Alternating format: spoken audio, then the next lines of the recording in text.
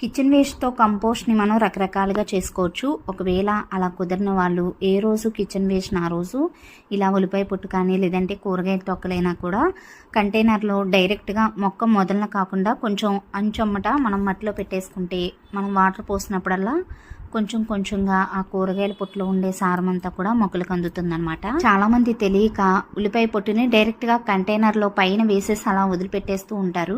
కానీ అలా వేయటం వల్ల ఈగలు దోమలు అలాంటివి వచ్చే అవకాశం ఉంటుంది, స్మెల్ కూడా వస్తుందండి. అలా కాకుండా ఇలా కొంచెం అంచమ్మట అంటే కంటైనర్కి ఎడ్జ్ వైపున కొంచెం లోతుగా మట్టిని తీసి వీడియోలో చూపిస్తున్న విధంగా మనం ఉల్లిపాయ పొట్టు వేసి పైన మట్టితో కవర్ చేసుకోవాలన్నమాట.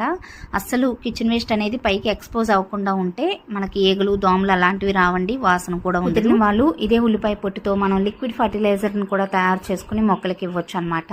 మరిన్ని గార్డెనింగ్ వీడియోస్ కోసం మంచి మంచి టిప్స్ కోసం ఛానల్ని సబ్స్క్రైబ్ చేసుకుని ఫాలో అవుతుండండి.